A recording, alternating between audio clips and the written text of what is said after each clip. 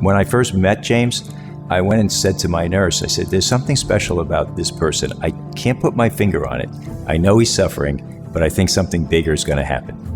Not only was James a very thoughtful person, but he also was a very committed person, and he was committed to his friends, to his family, to our boys.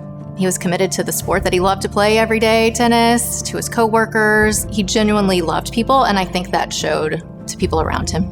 The thing about James is he was just so smart. He was so genuine. He was so earnest and was such a nice person that when you were around him, you really wanted to be a better person. And what's amazing about that is he was literally that till the day he died.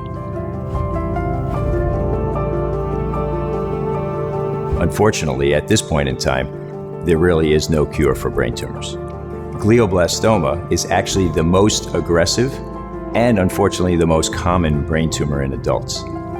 It has several features that make it very hard to treat. Each tumor from one patient to another is almost completely unique and distinct from every other tumor. In addition, many of the newer targeted therapies, immunotherapies, anti-angiogenesis therapies have been effective in other cancers. All of those new strategies have really been ineffective in glioblastoma. James started having some vision problems during a tennis tournament, and then also started noticing some tingling in his hands and his feet.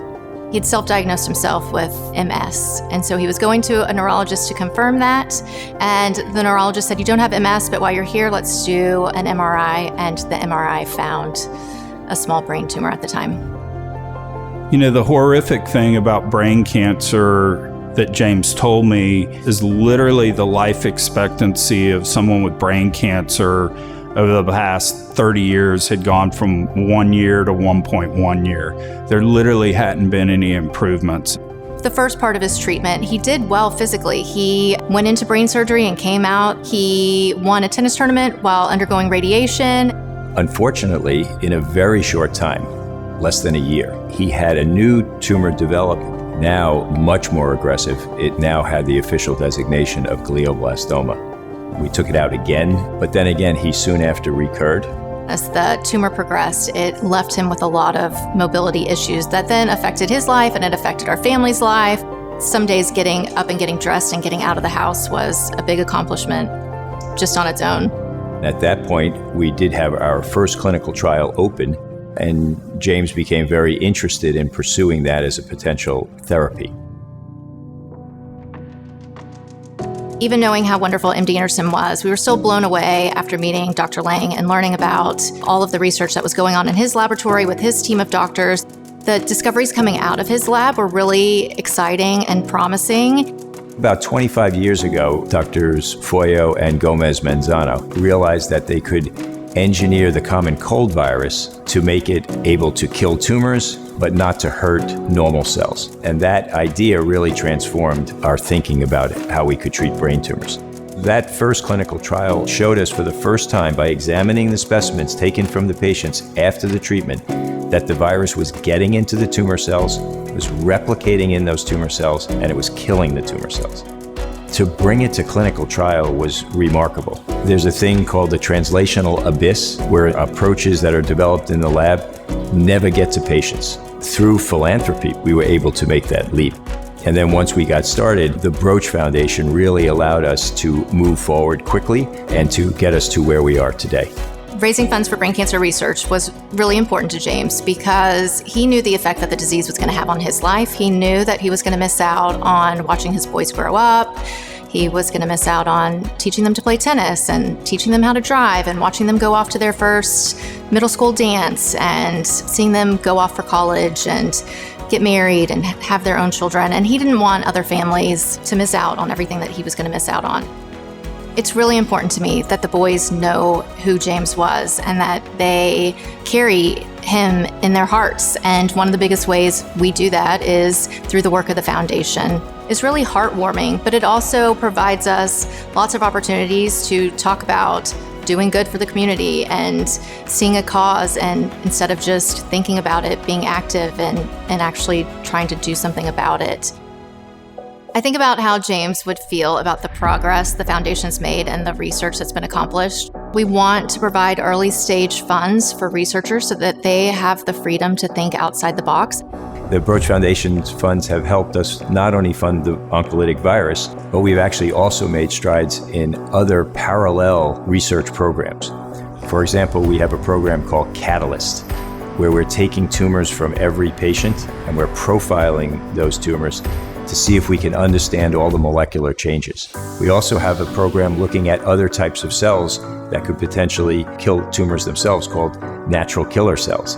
There's a type of cell from the bone marrow called a mesenchymal stem cell. We found that those cells, if you deliver them intravascularly, they actually home into a brain tumor. The advantage of the bloodstream is that the injection will go to all the tumor, not just to one part. And so we again brought that to a clinical trial. And that's where we are now. This is probably the most unique clinical trial we've ever done at MD Anderson in the Brain Tumor Center. It's testing the virus. It's testing these unique carrier cells, these mesenchymal stem cells, and it's testing an intra-arterial delivery. And that trial has been essentially 100% funded through a very generous donation from the Broach Foundation. We continue supporting brain cancer research at MD Anderson because they are really changing families' lives just like ours. When I met Dr. Lang, I was very impressed. He was very knowledgeable, he was calm, he was friendly, he was encouraging, and I felt that we were in good hands. I was thankful that I was at MD Anderson because I had the options that could give me the best expectation for longevity. Bob was a good candidate for the trial because he had a recurrent glioblastoma. It was a great opportunity, and I wanted to participate in it, to be of value to not only myself, but to the other patients that are going through the same thing. It was a fantastic experience. It's still a fantastic experience. We treated Bob one time almost a year ago. So he hasn't been seeing the toxic effects of chronic chemotherapy, which is the more common way of treating brain tumors. And then he's been able to go along with his life without going back to the hospital for, multiple therapies. I'm not a miracle, okay? I think the people that do this, that have come up with these ideas and these processes, they're the miracles. I'm just a byproduct. I have such gratitude for everybody at MD Anderson who is giving their life's work to helping find a cure for this disease. They work tirelessly every day, day in, day out. They see patients with really hard stories and really hard cases, and they show up with smiles on their face, filled with hope, and really working to change their lives. I'm very thankful to be here in Houston, to be associated with MD Anderson and Dr. Lang and his staff, and I'm very fortunate to be part of this trial. We are close to making aggressive brain tumors into a chronic disease. Cases like Bob give us hope that in fact that's possible. And that's thanks to Broach Foundation, because without them, I couldn't be here doing what I'm doing.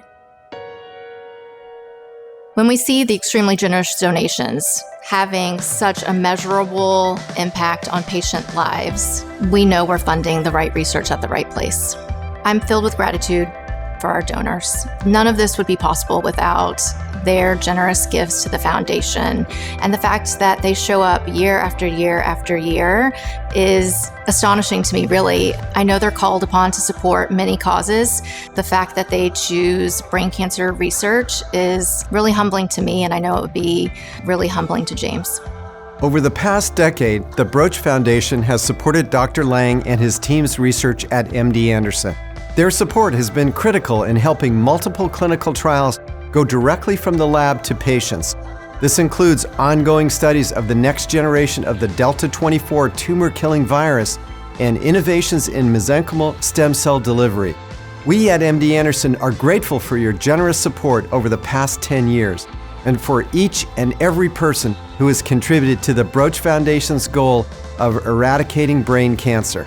James was a special person who could think past his own problem to other people. And many times now when things are not going so well, I stop, take a breath and say, James Broach did a bigger thing. We can all do a bigger thing.